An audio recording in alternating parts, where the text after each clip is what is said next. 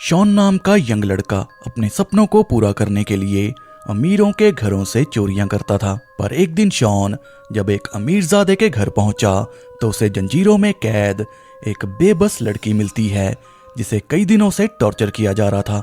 लड़की की हालत ने शॉन की आत्मा को झंझोड़ के रख दिया, क्योंकि शॉन जिस घर में चोरी करने गया था वो घर किसी सीरियल किलर का था। तो आइए देखते हैं क्या शॉन उस लड़की की मदद कर पाएगा या फिर सीरियल किलर उसे भी मार देगा।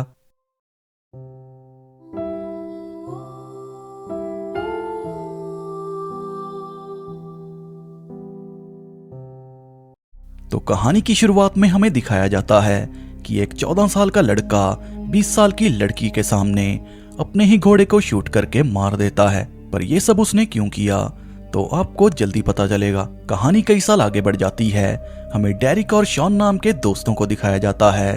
दोनों रेस्टोरेंट के पार्किंग वैलेट का काम करते हैं। इस नौकरी में कस्टमर की कार को खुद ही पार्क करना पड़ता है ताकि कस्टमर बिना पार्किंग की टेंशन के खाने को एंजॉय कर सके, और कार की पूरी जिम्मेदारी वैलेट की होती है। शॉन एक फोटोग्राफर बनना चाहता है और ये नौकरी वो अपने सपनों को पूरा करने के लिए करता है।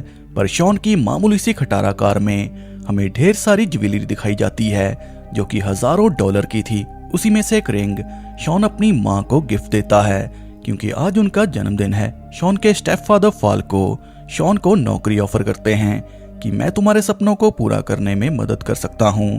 पर शॉन को कोई मदद नहीं चाहिए। पर सवाल ये है कि शॉन के पास इतनी महंगी ज्वेलरी कहाँ से आई।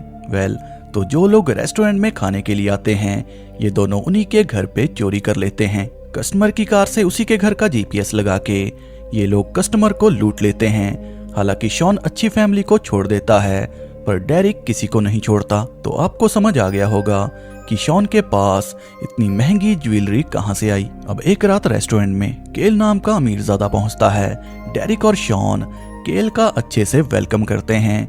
जैसे पैसे वाले की सब लोग चमचागिरी करते हैं वैसे ही दोनों केल की कर रहे थे। पर केल बहुत ही बदतमीज था।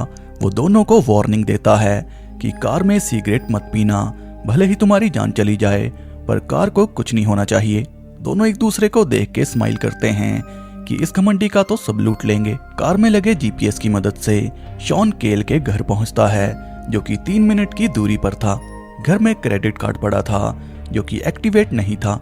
शॉन डेरिक से बात करके घर के फोन से कार्ड को एक्टिवेट कर देता है, जिससे दोनों $15,000 निकालने वाले थे। दोनों काफी खुश थे क्योंकि एक ही रात में कई महीनों के सपने पूरे हो गए। शॉन यहाँ से जाने ही वाला था कि तभी उसे एक और रूम दिखता है जो कि लॉक था।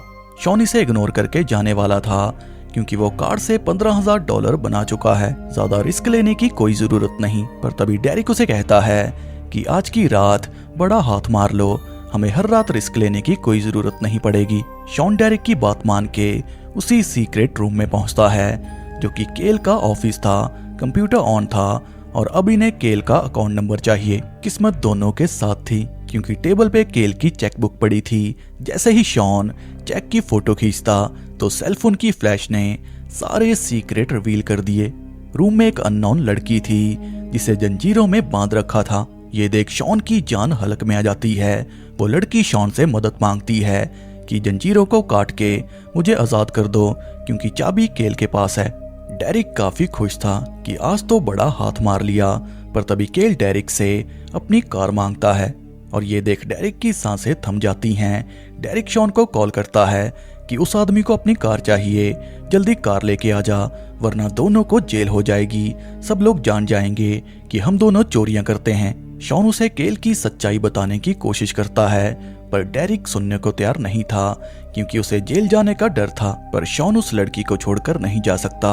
वो लड़की की जान बचाने के लिए स्टोर में औजार लेने चला जाता है ताकि जंजीरों को काट सके। पर जाने से पहले लड़की उसे कहती है कि कुर्सी और टेबल का सामान वैसे ही रख दो क्योंकि रूम में सीसीटीवी लगा है। वो किसी भी समय सीसीटीवी को चेक कर सकता है क्योंकि सीसीटीवी का एक्सेस उसके फोन पर है। लॉर्ड वोल्डेमॉर्ट को जिंदा करने में सबसे बड़ा हाथ केल का था। उस मूवी में केल का नाम बार्टी क्राउच था।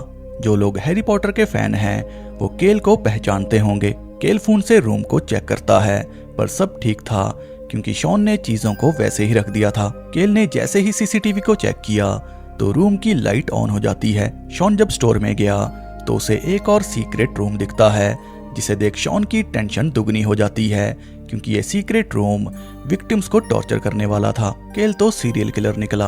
वोल्डेमॉर्ट के चेले से क्या उम्मीद कर सकते हो। शॉन औजार लेके लड़की को आजाद करने वाला था, पर रूम में जली लाइट को देख शॉन समझ गया कि केल सीसीटीवी से सब देख रहा है। ये देख शॉन लड़की को ये बोल के चला जाता है कि मुझे माफ करना, मैं तुम्हें बाद में बचा लूंगा। पर शॉन के जाते ही लाइट ऑफ हो जाती है। थोड़ी देर और रुक जाता तो लड़की बच जाती, पर लड़की चिल्ला भी नहीं सकती क्योंकि मुंह बंद था। केल को कार देने के बाद शॉन डेरिक को सब बता देता है। डेरिक शॉन को कहता है कि तुम पब्लिक फोन से पुलिस को रिपोर्ट कर दो, क्योंकि इससे लड़की और हम दोनों बच जाएंगे। डेरिक को लगा शॉन यहीं पे रुक जाएगा, पर जब तक लड़की सही सलामत नहीं मिल जाती शॉन को शांति नहीं मिलने वाली। केल को पता चल गया था कि घर में कोई आया था, क्योंकि इसे कार्ड एक्टिवेशन का पता चल गया और घर का सामान बिखरा हुआ था। शॉन केल के घर के बाहर अपनी खटारा कार में बैठा था। उसे केल के घर से किसी औरत के चीखने की आवाजें आ रही थी, पर इससे पहले वो घर में जाता पुलिस की कार आ जाती है। पुलिस ऑफिसर केल से सवाल जवाब करते हैं, पर केल के साथ उसकी गर्लफ्रेंड थी, जिस कारण पुलिस ऑफिसर बिना तलाशी लिए यहाँ से चले जाते हैं। शॉन की कार को देख केल समझ गया था कि ये कार उसी की है जो उसके घर में आया था। शॉन डेरिक को कहता है कि मैं लड़की से ज्यादा इन्फॉर्मेशन नहीं ले सका क्योंकि मैं डर गया था, मुझे तो उसका नाम भी नहीं पता। और तभी केल कहीं चला जाता है। फिर लड़की को बचाने के लिए दोनों उसके घर में घुसते हैं, पर केल को पहले से पता था कि आगे क्या होगा। वो पुलिस को रिपोर्ट कर देता है कि मेरे घर में चोर हैं। दोनों उसी रूम में पहुंचते हैं, पर लड़की मिसिंग थी। दोनों कुछ समझ पाते कि तभी पुलिस आ जाती है, पर दोनों पीछे के दरवाजे से भाग जाते हैं। घर के पीछे सीसीटीवी लगा था, जिसके जरिए केल इन्हें पहचान जाता है। ये केल का प्लान था, क्योंकि केल को अच्छे से पता था कि दोनों पीछे के गेट से भागेंगे और फिर मैं उन्हें देख लूंगा। बात करें लड़की की, तो लड़की का नाम कैटी है। वो केल की कार में थी। केल उसे अपने दूसरे घर में ले जाता है, जो कि जंगल के बीचों बीच एक कैबिन में था। कैटी को केल काफी समय से टॉर्चर कर रहा था। कैटी बिना केल के आदेश के कुछ नहीं करती। केल उसे पूरे तरीके से अपनी कठपुतली बना चुका है। केल कैटी के गले में एक पट्टा डालता है, जिसपे इलेक्ट्रिक सेंसर लगा था, जो कि चिल्लाने पर शॉक देगा। केल के टॉर्चर गेम नेक्स्ट लेवल की है। कैटी केल को कहती है कि तुम ऐसा क्यों करते हो। केल उसे कहता है कि मुझे फ्रीडम को छीनना अच्छा लगता है। जब कोई मेरे हिसाब से चले तो मुझे संतुष्टि मिलती है, जैसे कि तुम मेरे इशारों पे चलती हो, जैसा मैं बोलता हूँ वैसा करती हो। पिंजरे में कैटी नोटिस करती है कि केल की वो पहली विक्टिम नहीं है। यहाँ पर और भी लड़कियां आ चुकी हैं, क्योंकि दीवार पे हेल्प लिखा था। शॉन कैसे भी कैटी को बचाना चाहता है। वो ऑफिसर वेन को मिलके सारी सच्चाई बता देता है कि मैं लोगों के घरों पे चोरियां करता हूँ और कल रात मैंने केल के घर एक लड़की को देखा। शॉन ने डेरिक का नाम नहीं लिया, क्योंकि डेरिक मामले से दूर रहना चाहता है। वेन केल के घर जाके इन्वेस्टिगेशन करता है, पर उसे कोई एविडेंस नहीं मिलता। पूरा घर साफ था। केल वेन को कहता है कि मैंने शॉन की गर्लफ्रेंड को डेट किया था। उसने रिवेंज लेने के लिए आपको झूठी कहानी सुना दी। वेन शॉन को वार्निंग देके भेज देता है कि आगे से केल को परेशान मत करना, वो इनोसेंट है। शॉन की कार अब भी केल के घर के बाहर खड़ी थी। केल उस पे जीपीएस लगा के शॉन को हर जगह फॉलो करने लगता है। वो शॉन की फोटो कैटी को दिखाता है कि तुमसे मिलने यही आया था ना। डर के मारे कैटी उसे सच्चाई बता देती है, क्योंकि अगर उसने झूठ बोला तो केल उसे जल्दी मार देगा। कैटी अच्छे से जानती है कि अगर जिंदा रहना है तो कभी सीरियल किलर की ईगो हर्ट नहीं करते। कैटी को ये सब इसलिए पता है क्योंकि कैटी एक्सप्लेन ट्यूब देखती है। शॉन एफबीआई के पास जाके कैटी की रिपोर्ट करता है, पर ऑफिसर ओलिविया को कैटी से जुड़ी कोई इन्फॉर्मेशन नहीं मिलती, पर ओलिविया के एक्सप्रेशन सब बता रहे थे। एफबीआई ऑफिस के बाहर केल हाथ में इंजेक्शन लेके शॉन का इंतजार कर रहा था, यानी कि केल शॉन को मारना चाहता है। शॉन काफी गुस्से में था, क्योंकि एफबीआई की तरफ से कोई मदद नहीं मिली।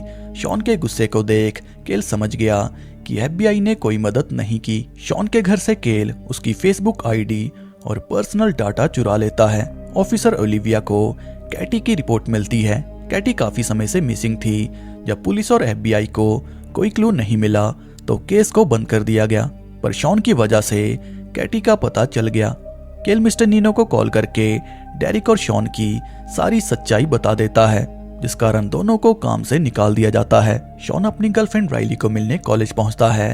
वो सारी बात बताने की कोशिश करता है, पर कुछ ही देर में राइली का लेक्चर था। वो 1.5 घंटे बाद शॉन को मिलने की बात करती है। केल शॉन के फेसबुक को लॉगिन करके राइली के अश्लील फोटो पोस्ट कर देता है, जिससे पूरा कॉलेज देख लेता है। शॉन राइली से बात करना चाहता है कि मैंने वो सब नहीं किया, पर राइली की दोस्त शॉन को भगा देती है। केल शॉन को कॉल करता है कि तू जेल इसलिए नहीं गया क्योंकि मैं तुझे अच्छे से तमीज सिखाऊंगा। केल शॉन के माँ बाप की नौकरी भी खा जाता है। दोनों को काम से निकाल दिया जाता है और केल ने ये सब इसलिए किया क्योंकि वो शॉन को पूरे तरीके से बर्बाद करना चाहता है। शॉन अपनी फैमिली को कैटी और केल की पूरी सच्चाई बता देता है कि हमारे साथ ये सब केल ने किया। शॉन बार बार राइली को मैसेज कर रहा था कि एक बार मुझसे बात कर लो, वो सब मैंने नहीं किया। राइली पे केल ने अटैक कर दिया और राइली की दोस्त को ये लगा कि ये सब शॉन ने किया। शॉन को केल की उसी चेकबुक की फोटो से दूसरे घर का पीओ बॉक्स नंबर मिलता है, यानी कि शॉन को दूसरे घर की लोकेशन मिल चुकी है। शॉन को उम्मीद थी कि केल ने कैटी को यहीं पे छुपाया होगा। अगर पुलिस को उसके पहले घर में कोई नहीं मिला तो कैटी यहीं पर होगी। ओलिविया अपने सीनियर ऑफिसर को कैटी के बारे में बताती है कि ऐसे ही सेम केस में आई विटनेस ने केल जैसे सस्पेक्ट को देखा था। ओलिविया अपने सीनियर ऑफिसर से केल की इन्वेस्टिगेशन करने की परमिशन मांगती है क्योंकि केल एक अमीरजादा है। अब इसके बाद हमें वही लड़के और लड़की को दिखाया जाता है जब लड़के ने घोड़े को शूट किया था और ये बुरा सपना केल का था। शुरुआत में जो हमने बच्चा देखा वो केल का बचपन था। बचपन में जो गन केल के पास थी वो आज भी केल के पास है।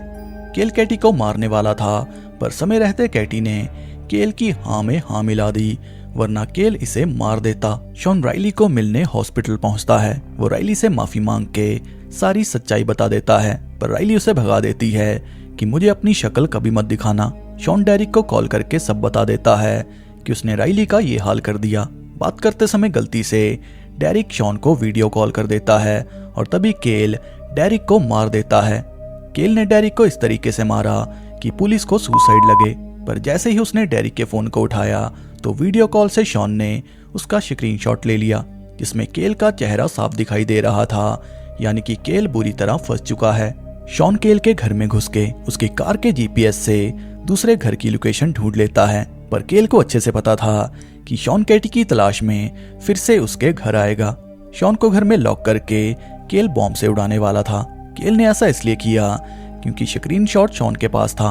वो एविडेंस के साथ शॉन को भी मारने वाला था, पर जैसे तैसे शॉन बच जाता है। शॉन केल की फोटो ओलिविया को भेज के सैंडी पहुंचता है। सैंडी उस जगह का नाम था जहां पे केल का कैबिन था।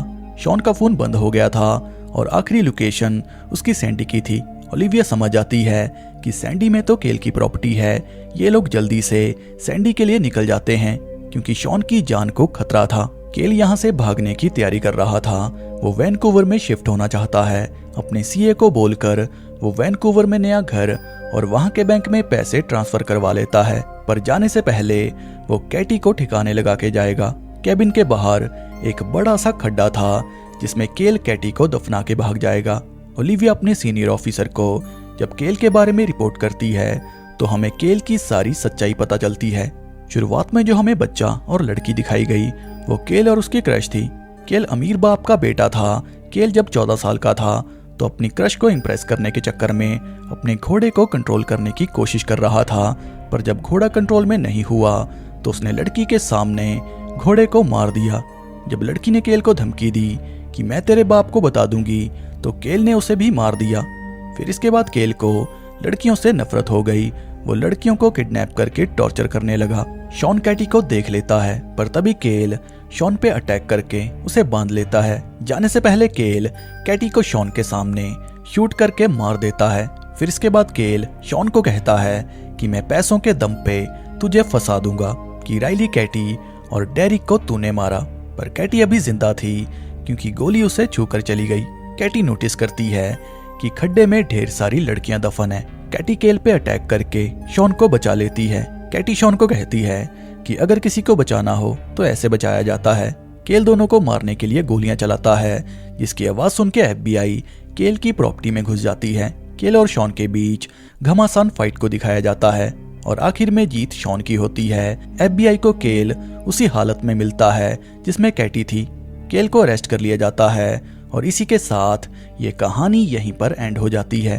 तो केल एक बड़े बाप का बिगड़ा बेटा था, या फिर यूं कहूं कि बड़े बाप का सीरियल किलर था। उसे लड़कियों को कंट्रोल करना अच्छा लगता था। केल लड़कियों को टॉर्चर करने के बाद मार दिया करता, पर कैटी की किस्मत अच्छी थी। कैटी को मारकर केल शॉन के लैपटॉप में एक कन्फेशन को टाइप करता कि मैंने ही डेरिक और कैटी को जान से मारा, और इससे होता ये कि केल बच जाता। पर किस्मत को कुछ और ही मंजूर था। जब केल के घर पुलिस आई थी तो उन्हें केल के साथ दूसरी लड़की मिली। दरअसल केल ने उसे जानबूझकर बुलाया था ताकि पुलिस ऑफिसर घर की तलाशी ना ले। अगर उस रात ये लड़की केल के साथ ना होती तो ऑफिसर्स को कैटी मिल जाती। केल को जब पता चला कि घर में कोई आया था तो उसी टाइम उसने प्लान बना लिया, और इस चीज से आप लोग अंदाजा लगा लो कि केल कितना शातिर था। तभी तो 40 साल से वो ऐसे घिनौने काम कर रहा था। केल 40 साल से लड़कियों को किडनैप करके टॉर्चर कर रहा था।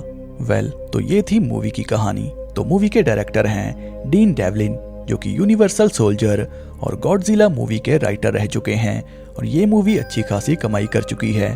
तो अगर आपको ये वीडियो अच्छी लगी हो तो इसे लाइक, शेयर और कमेंट करना ना भूलें।